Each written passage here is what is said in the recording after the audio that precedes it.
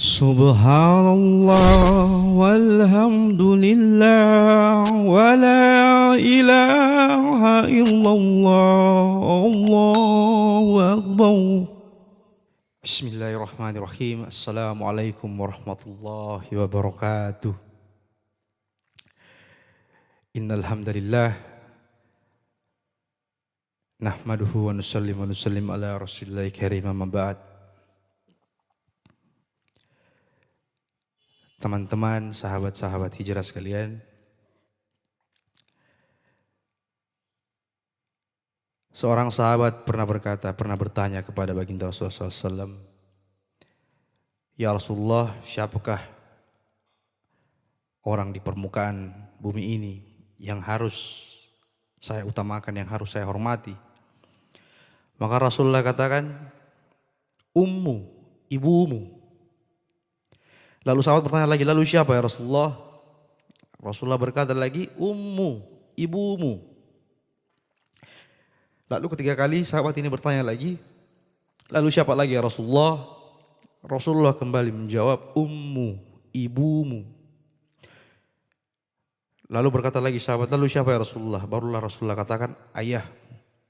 Tiga kali Rasulullah SAW menyebutkan ibumu, baru ayahmu. Begitu mulianya seorang ibu, hadirin sekalian. Sampai dikatakan surga ada di bawah telapak kaki ibu. Ibu yang merawat kita, mengandung kita 9 bulan 10 hari. Kurang lebih. Mempertaruhkan nyawanya saat melahirkan kita. Membawa kita di perutnya dengan ikhlas. Begitu berat dia jalan. Selama 9 bulan mengandung kita, begitu berat. Membawa kita kemana-mana, hadirin sekalian. Tidurnya setengah mati, balik kanan susah, balik kiri susah. Tapi begitu ikhlas ibu mengandung dan melahirkan kita. Kalau orang bilang berjihad itu berperang, lalu kau tidak bisa berangkat perang, maka dengan merawat ibumu dengan tulus, dengan ikhlas, maka itu adalah jihad yang besar, hadirin sekalian. Selama kita masih punya ibu, teman-teman, jangan disia-siakan hal seperti itu. Jangan disia-siakan. Surga kita ada di situ, hadirin sekalian. Surga kita ada di situ. Ridhonya Allah itu ada di ridhonya beliau. Kalau beliau ridho, Allah ridho. Zaman sekarang mungkin teman-teman masih malu-malu kalau mau keluar rumah cium tangannya ibunya, Masya Allah. Karena sudah zaman modern ya, paling tinggal pamitan. Padahal mencium tangannya, mendapatkan ridhonya ketika kita keluar rumah, lalu pada saat kita keluar, kita wafat, maka kita akan digolongkan sebagai orang yang mati dalam keadaan husnul khotimah. Mendapat ridhonya ibu. Hadirin dirahmati Allah Subhanahu wa taala, saya juga tinggal punya ibu, bapak saya sudah almarhum.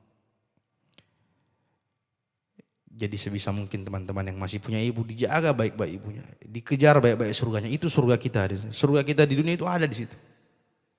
Gak usah kemana-mana, surga kita ada di ibu kita.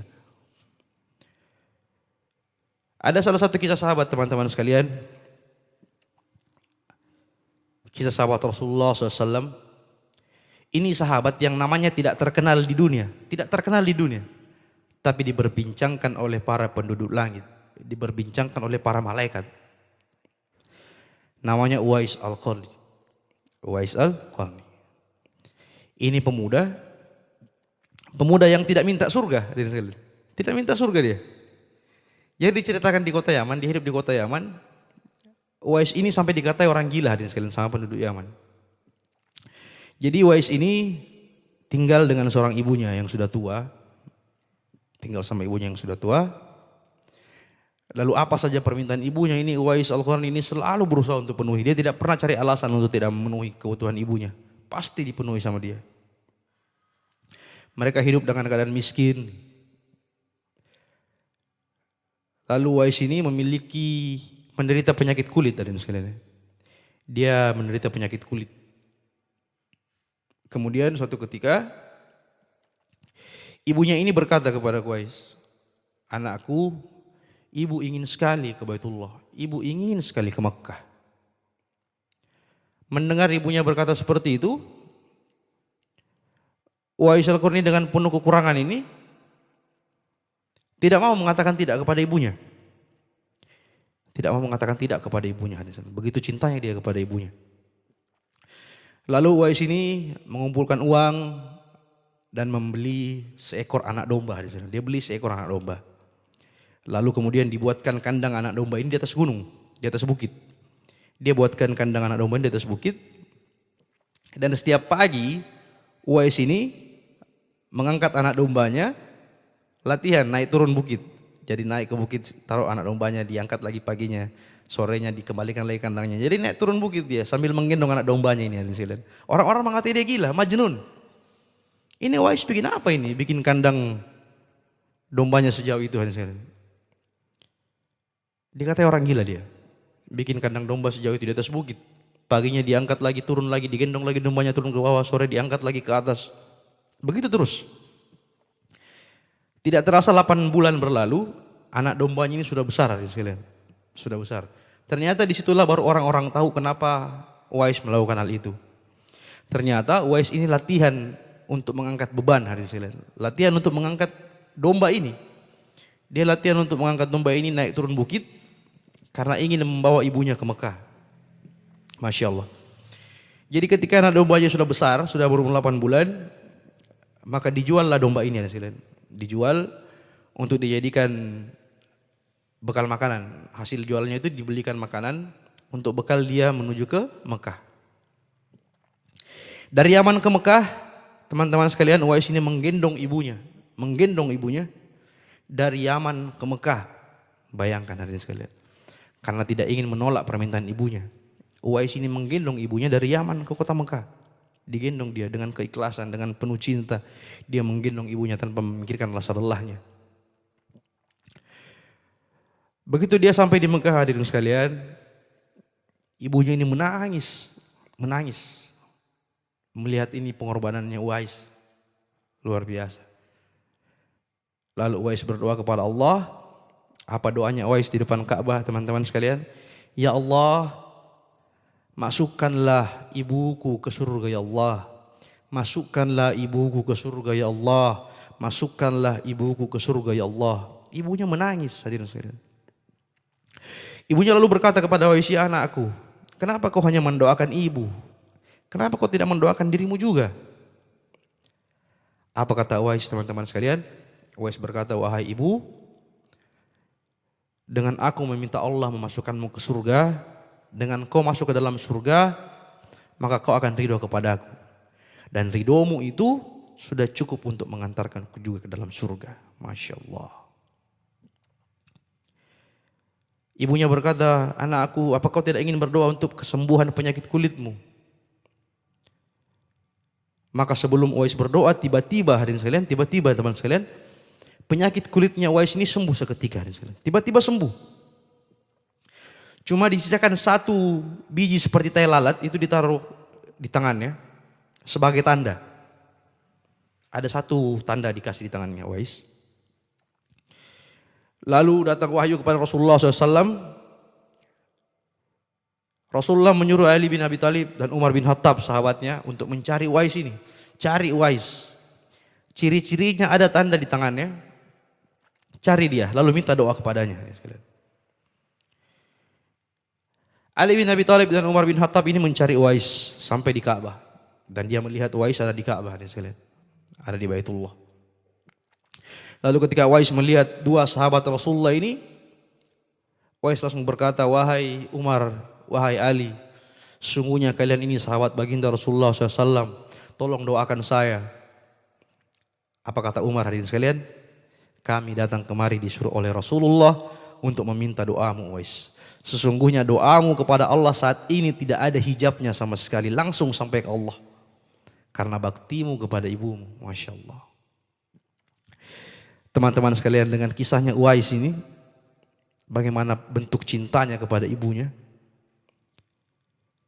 Dia menggendong ibunya dengan penuh kasih sayang, dengan penuh keikhlasan, hadirin sekalian, bisa mencapai surganya Allah Subhanahu wa taala. Seseorang yang tidak terkenal di bumi, tidak dikenal sama sekali. Tapi namanya diperbincangkan oleh para penduduk langit. Semoga kita juga bisa seperti itu hadirin sekalian. Selama ibu kita masih ada, jangan sia-siakan waktu kita. Datang kepada beliau. Minta doanya beliau. Minta ridhonya beliau. Cium kaki beliau. Teman-teman sekalian, ridho Allah itu ada di ridho ibu kalian. Ada di ridho orang tua kita hadirin sekalian. Allah ridho ketika orang tua kita ridho. Ketika ibu kita ridho. Jadi biasakanlah kalau keluar rumah, cium tangannya ibu kita. Tidak perlu malu-malu untuk mencium kakinya. Tidak perlu malu. Karena apa? Ketika orang tua kita ridho, kita keluar rumah, yang saya katakan tadi, kita keluar rumah lalu ajal datang menjemput kita, maka kita mati dalam keadaan ridhonya orang tua kita, ridhonya ibu kita, maka kita mati dikategorikan sebagai orang yang mati dalam keadaan husnul khatimah. Insya Allah semoga kita semua bisa mati dalam keadaan seperti itu. Semoga apa yang kita ceritakan hari ini hadirin sekalian tentang kisah sahabat Rasulullah ini bisa kita jadikan suri toladan, bisa kita jadikan contoh dalam kehidupan kita. Kalau sosok ibu betul-betul penting hadirin sekalian. Betul-betul surganya dunia itu menuju surganya Allah itu ada di ibu kita. Sayangi ibu kita, muliakan ibu kita, cari ridhonya ibu kita hadirin sekalian. Karena yang mengantarkan kita ke surga bukan amal kita yang banyak, tapi ridho Allah Subhanahu wa taala. Satu amalan kecil kita, tapi Allah ridho, maka itu yang akan memasukkan kita ke dalam surga. Semoga kita semua dikumpulkan dalam surganya Allah Subhanahu wa taala, mati dalam keadaan husnul khotimah, mendapatkan ridho ibu kita, jaga ibu kita selagi ibu kita masih ada. Jangan disia-siakan teman-teman sekalian. Semoga kisah ini bisa menjadikan kita lebih baik lagi ke depannya, lebih menghargai lagi ibu kita yang tadinya kita suka berkata kasar, kita suka membentak ibu kita, minta maaflah sama ibu kita. Minta maaf sama beliau. Jangan menyakiti hati beliau hadirin sekalian. Terima kasih teman-teman semuanya. Demi sempurnanya majelis ini kita tutup dengan doa kifarah majelis. Benarnya datang dari Allah, salahnya dari saya pribadi karena saya masih butuh lagi belajar, saya butuh lagi pengorbanan di jalan Allah. Kita berdoa sama-sama. Subhanallah bihamdi, subhanallah bihamdika, asyhadu an la ilaha illa anta, astaghfiruka wa atubu ilaik. Assalamualaikum warahmatullahi wabarakatuh. Subhanallah walhamdulillah wa la ilaha illallah, Allahu akbar.